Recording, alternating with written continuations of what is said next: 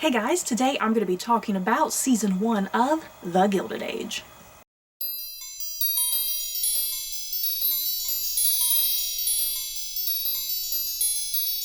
So, before I head into my thoughts and my feelings on Season 1 of The Gilded Age, just a quick disclaimer, I suppose. I don't plan on getting into any type of spoilers. I'm definitely going to try to keep my thoughts as vague as possible, because I definitely do not want to spoil anything by mistake. So yeah, let's get going. Starting with, what is The Gilded Age all about? So, looking at my notes here really quickly, The Gilded Age, it is set in 1882 New York, and it follows the wealthy and elite families of New York during this time period, basically old money versus new money, and yeah, following all these various different families as they navigate the rigid social conventions of the time, and yeah, their own personal ambitions and the ambitions of their peers. It's pretty dramatic. All that rich people drama, you guys. And yeah, this had 9 episodes in the very first season and aired on HBO, and I am definitely looking forward to another season, you guys. I highly enjoyed this first season. And oh yeah, something else you need to know. This show is created by Julian Fellowes, he of Downton Abbey, creator of Downton Abbey. And yeah, this show, I don't know if it's a good thing or a bad thing, really, I guess depending on your point of view and your perspective. Yeah, The Gilded Age has definitely been compared to Downton Abbey. It's pretty much kind of the same thing. Downton Abbey followed a very wealthy family, showcasing both the upstairs and the downstairs, and that's exactly what The Gilded Age does as well, showcasing the upstairs and the downstairs, the poor and the rich. And yeah, just the conventions of the time period are explored on both shows. The differences of class are explored on both shows. Yeah, rising technologies and inventions, certain types of struggles between both classes.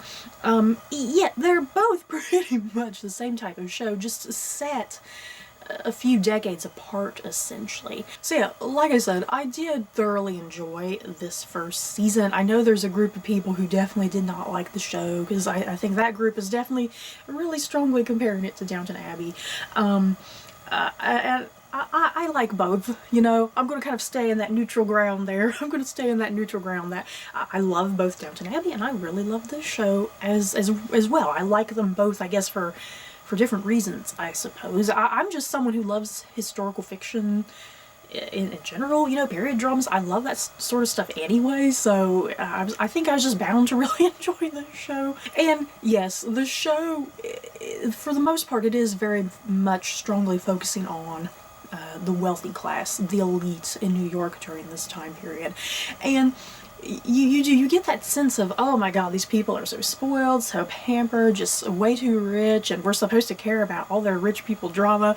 And yes, there is all of that, you know, it is. It's hard to, you know, understand some of these people and some of their pettiness and their jealousies and their issues and ambitions. You know, sometimes it's kind of hard to understand that and maybe even connect with that. But nonetheless, it's like the way the show's done, it's still very fascinating. You know, it's very fascinating to kind of get this look into this type of world that most of us will never experience. And a big, huge plot point of this whole season is definitely old money versus new money and all that juicy gossip and scandal, drama. Yeah, guys, I definitely loved all that between old money versus new money.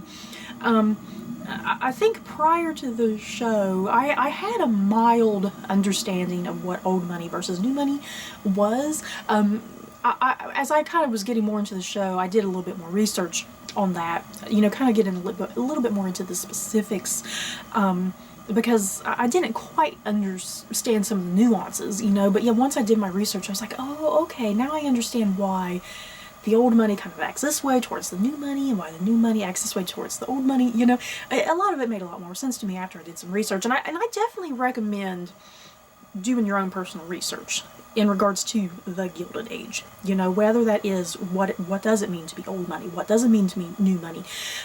Yeah, looking into what some of the inventions were during this time period, some of the rising technology. Yes, seeing how the wealthy lived, seeing how the poorer lived, or the servant class and whatnot, you know, really kind of doing your own research, because I think doing a little bit of research as you're watching the show kind of greatly helps your experience and to kind of understand what some of the dramas are that are occurring on this show, because as a modern audience it's very hard to comprehend some of the things going on in this show, because it's like you almost want to roll your eyes like, oh my god, this is so stupid and ridiculous. But like during this time period, some of these issues and dramas that we kind of see as just really just pettiness, you know, that was like a big deal back during this time period. And yeah, I think a big part of this show too, because you have the old money people who have money that is essentially, from my understanding, handed down through the generations, you know. The money is passed from heir to heir through the family line and whatnot, and it's a big deal if you lose that money, because you're never going to get it back, most likely, if you spend it the wrong way, do the wrong thing with it. The old money, you do get this sense that they're very frugal. You know, you get the sense, especially from like the Van Ryn family and whatnot, you get the sense that they're very frugal and very, very conservative, and they just have a certain viewpoint and look at things. They really hold strong to like firm, rigid social conventions. You get the idea. And they don't really like the idea of change and progress. So I love the dynamic in this show, especially kind of seen through like the Van Ryn family and kind of the old money type characters versus new money characters, which would be the Russell family, who got their money by working hard, essentially. The main man of that family, George Russell, you know, really working hard for his money, really achieving his personal ambitions and getting his own money, and yeah, becoming an industrialist pretty much. And like the Russell family being very flamboyant in some ways, you know, they're very flamboyant and flashy with their money. Like, hey, I'm rich, I'm going to show you that I'm rich through the things that I own, the way that I dress, the way that I spend.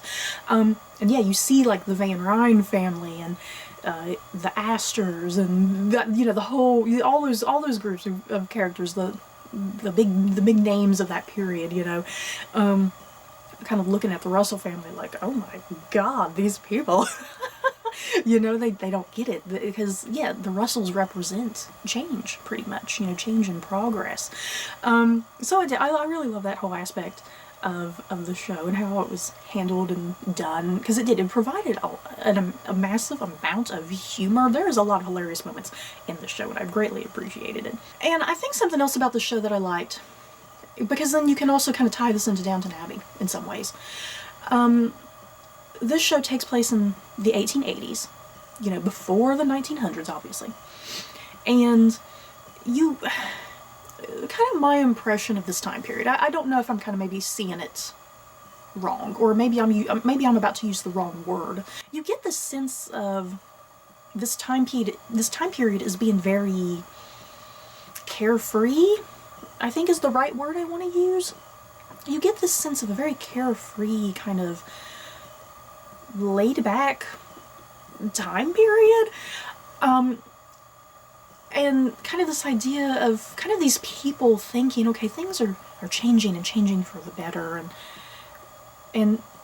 but at the same time, not too many things changing, you know, that there's certain things that are changing for the better and whatnot, but then other things not changing. I'm trying to figure out what I'm trying to say here, but like I said, this seems like a very carefree time, because with Downton Abbey, for instance, you know, we open in 1912, and then by the time that first season ends, we hit World War One, and World War One was such an event that really caused a lot of change in the world, especially within the classes, the class system, and whatnot. Because after World War I especially, and then as you're getting up there into World War II, you know, you definitely see this huge dramatic shift in the class system. Because, like, even on Downton Abbey, you have, like, the servant class who start to realize, hey, I don't have to be a servant for the rest of my life. You know, my parents were servants. Their parents were servants. Their parents were servants. I have the opportunity and chance that I don't have to be a servant. So in Downton Abbey, it's kind of this shift that starts happening with World War I as things are really starting to change. People's attitudes are starting to change. Progress is starting to change. You see that a lot on Downton Abbey, and that's why I say I feel like the Gilded Age, it's like you're seeing almost the calm before the storm, if that makes sense. And why I say it seems to have this very carefree attitude of the era, that people are making changes and making progress, but at the same time it's like there's no changing or progress within the social classes, I guess, if that makes sense. You know, the wealthy just think, hey, we're always going to have this. You know, we're always going to have this and it's never going to change. But of course, in Downton Abbey, that's the big point of the show, is seeing those social changes, you know. So I like that. I think that's the big, huge difference with the Gilded Age compared to Downton Abbey, which I appreciated. If y'all are following what I'm trying to say, it's like I know what I'm trying to say in my head. I'm trying to voice it out there, but I think y'all know what I'm trying to say. So getting into some more little things here. This show is absolutely beautiful to look at. Oh my God, so absolutely beautiful to look at. I love the vibrancy and the color. I really love the costuming. I'm a sucker for good costuming. The costuming was gorgeous. The set design, you know, the set design is just so vital and important to a historical period drama, because you really got to feel like you are immersed into the time period. Whenever the actors are handling objects, you know, just something as simple as a cup or a plate, you know, you really need to feel immersed into the time period from every little thing that characters are interacting with and what's surrounding them. And yeah, it did. I felt like I was immersed into the show, immersed into the time period.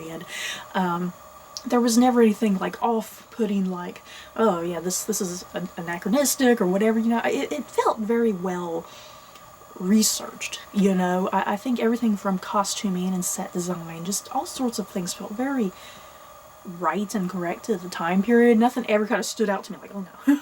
And yeah, I also found the writing and directing to be very, very great and outstanding.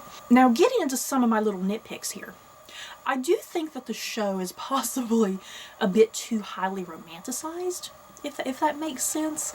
Like I said, the show is very vibrant and colorful, and you're never really given this sense of grittiness, if that makes sense. You know, there's nothing ever gritty or harsh about this world. But then again, I mean, we are primarily spending time with the wealthy class, you know. But yeah, I mean, I've watched other shows set in New York during this time period. Something like The Alienist comes to mind. The Alienist takes place about this same general time period. But what The Alienist does so great is it really shows the grittiness and the harsh realities of kind of like that time period. And yeah, this show just doesn't do that, you know? So that's why I say I do feel like the show is probably definitely a bit highly romanticized in how it looks and how it presents things. So I am very curious as we progress through the seasons if it's going to continue that way, or if it will start to get a little bit more darker, you know, as we're approaching the turn of the century. And then another issue I had with this show, I was hugely invested in all the rich people drama. Okay, let me put that out there. I was hugely invested with all the rich people drama. I love that. Every time it flashed to the Russells or the Van Ryns, I was like, hell yes, I am loving this. Unfortunately, I think this show does a very bad job with telling stories for the servant class, all of the downstairs people, you know, all the downstairs people that we see with the Van Ryns or with the Russells. So yeah, I do feel the need to definitely compare that aspect to Downton Abbey. I think Downton Abbey did a very fantastic job showcasing the servant class, and you really getting invested with all of those characters and their dramas and their their loves and their losses and just certain things about them. You know, you really rooted for every single one of those characters on Downton Abbey, and I feel like this show, I think it really struggled with portraying the servant class.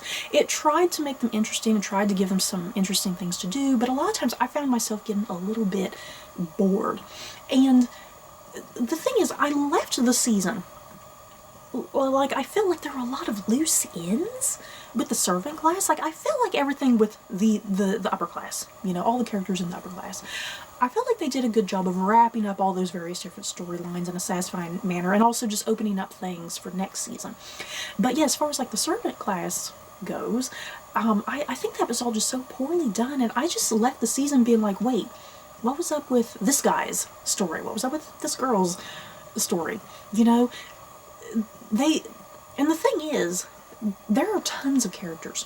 If you think about it, there are tons of characters within the servant class set of characters. Because, like I said, you have the Van Ryn downstairs staff, and you have the Russell downstairs staff. And there is a massive amount of characters, probably more so than the wealthy characters.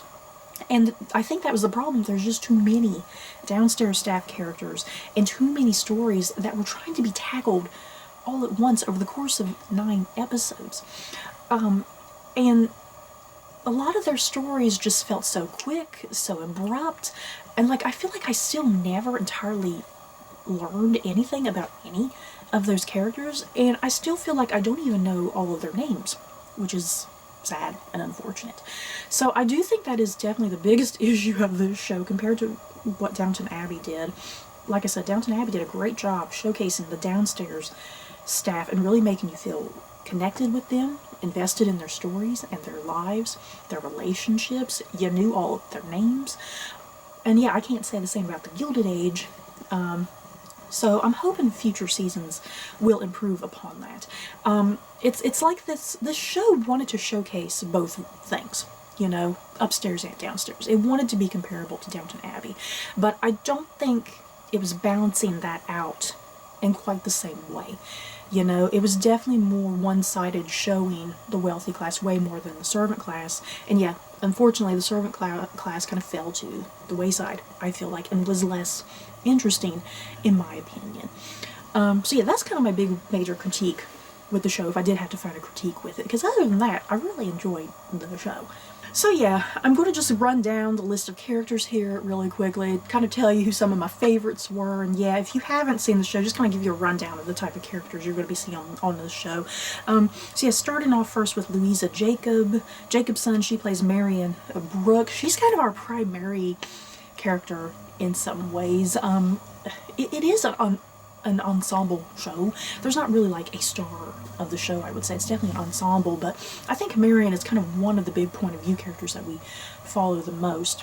Yeah, Marion is, she comes from an old money family, but she herself is penniless and kind of struggling as a woman on her own, and I really liked Marion's story. I definitely could kind of sympathize with her, you know, and yeah, she's a woman that even though she comes from a wealthy family in some ways, she herself is penniless, and you see kind of that struggle a young woman of her time period had to deal with, and the charity that she had to basically rely on, you know, and the conventions that she was on, that as a young woman she had to marry fast and marry wealthy, you know.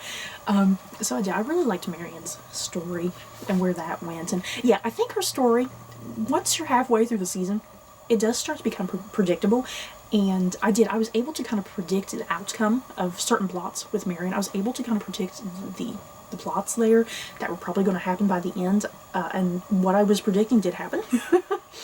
You have Christine Baranski, who plays Agnes Van Ryn. She comes from old money as well. She is an aunt of Marion's. I really loved Kristen Baranski in this. Agnes is just no nonsense. She's blunt. She's honest. Yeah, she is a very conservative woman of this time period. She is very set in her ways. Nothing is going to change her mind, and nothing is going to change her from her daily routine. And yeah, she does have this degree of snobbery to her.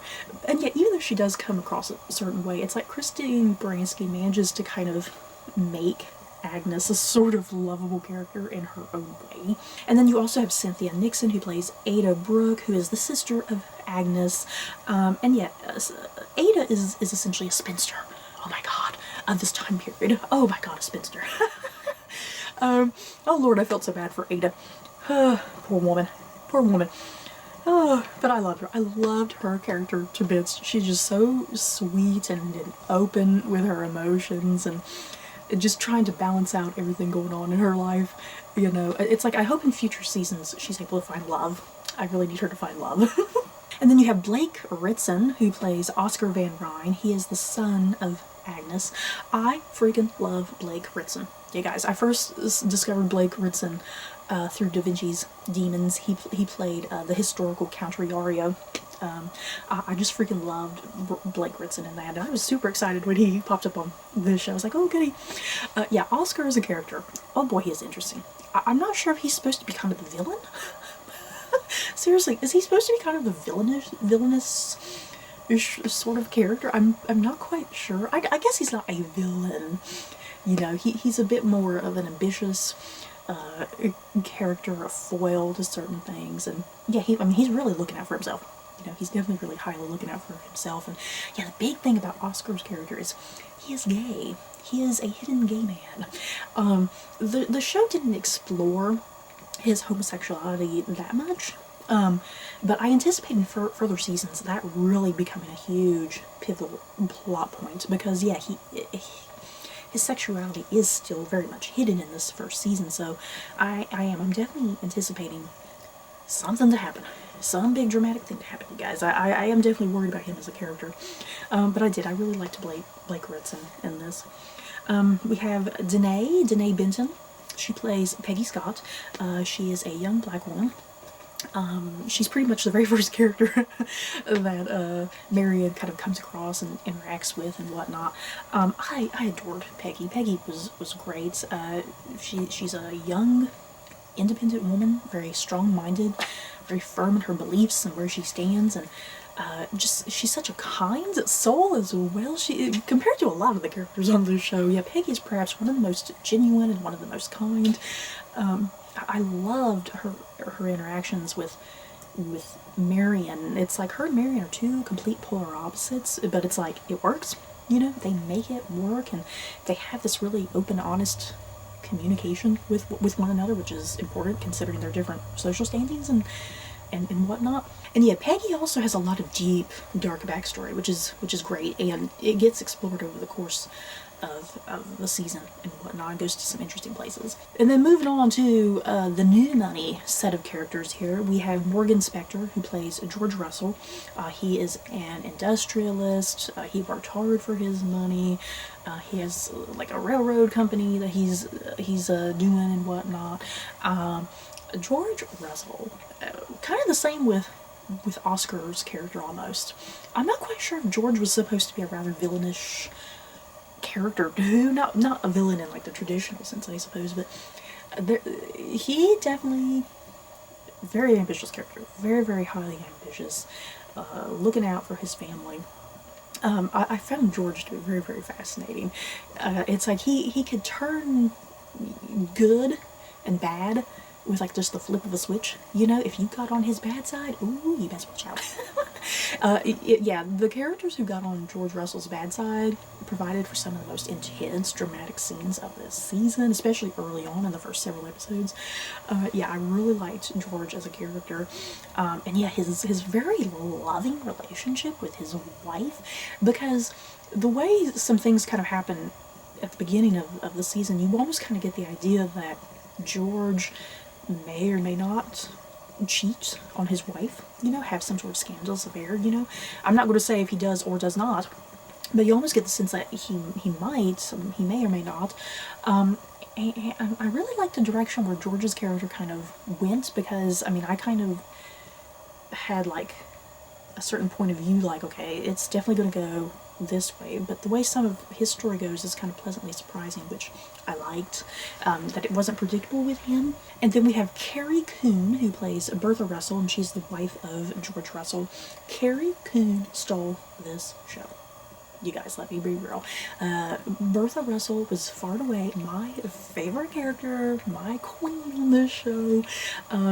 Just her wit, her retorts, her attitude, her determination, her ambitions.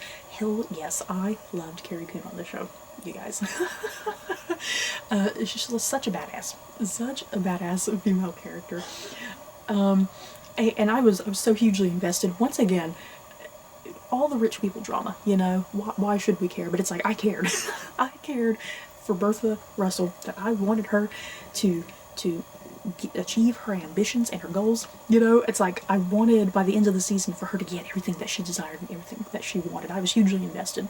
And yeah, Carrie Coon, wow, bravo, please, someone nominate that woman for, like, the next award seasons, because she needs to win.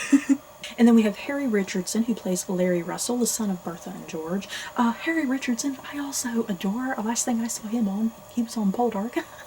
I adored him on Poldark. So, once again, kind of the same with Blake Ritzen. When I saw Harry Richardson was in the show, I was like, oh, goody, yay. But yeah, Larry Russell, just such a kind gentleman, yeah, guys.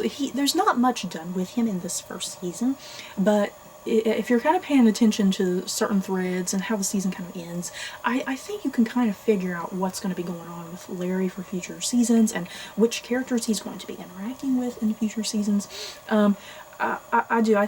Even though he was not a huge, big character this season, I definitely anticipate him being a bigger deal in future seasons, which I'm looking forward to. But yeah, for the most part, I loved Larry. Just so sweet, so adorable. Him and Marion, anytime the dog would pop up, because I think he saved her dog at one point, I was like, yes, this is great. And then we have, God, how's her name pronounced? Tessa Farmiga? Daughter of Vera Farmiga? She plays Gladys Russell, and she's the daughter of Bertha and George. Sweet innocent Gladys. Sweet innocent Gladys. The whole big thing of this first season is Bertha pretty much wanting to have a big coming out ball for Gladys, you know, to really debut Gladys into society. But she wants to make sure she can fill up her ballroom. Because once again, this whole new money, old money drama, and everybody kind of looking down on Bertha, and yet Bertha just wants to have this nice coming out party for her daughter, so that way her daughter has kind of the pick of the crop of some of the most wealthy men in society, you know. But yeah, Bertha needs to really make her way and impress all of the elite, and prove herself, because she needs to fill up her ballroom, you know, because at the start of the show, I think she hosts like a party in like one of the earliest episodes, and no one comes to the party, you know, no one comes. So yeah, how is she supposed to have a coming out ball for her daughter if no one is going to come to it, you know? So that's kind of Bertha's big thing, and she's really doing a lot really for Gladys, you know. A lot of her motivation is, a lot of it's for Gladys in some ways. So yeah, I liked Gladys's kind of function and kind of that relationship she does have with Bertha and whatnot. Yeah, Gladys is just so sweet and pure and innocent. I'm definitely waiting for some heartbreak in future seasons with her, you guys. So yeah, you guys, that is it for my thoughts and my feelings on season 1 of The Gilded Age. Overall, I highly enjoyed it. I thought it moved at a really nice pace from start to finish. I was certainly never bored. You know, that's a good thing.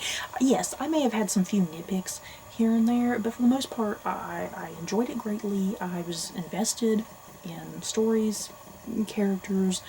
I'm definitely really excited to see where another season is going to go, what it's going to explore. I'm just kind of curious, too, where the show is going to end, because it starts in 1882. So, I mean, is it going to keep going up through the rest of the 80s and into the 90s and stop, like, at 1900? You know? I'm very curious where the show is going to ultimately go and where it's going to stop. It'd be great if it stops in 1912, you guys, because then you have like this nice little ending point, and then as soon as you're done with the Gilded Age, you can be like, man, I'm gonna rewatch Downton Abbey, because since Downton Abbey opens in 1912, so it'd be great if this show just went to 1912 and maybe stopped right there, and then you can just gladly go into Downton Abbey. Just my 2 cents.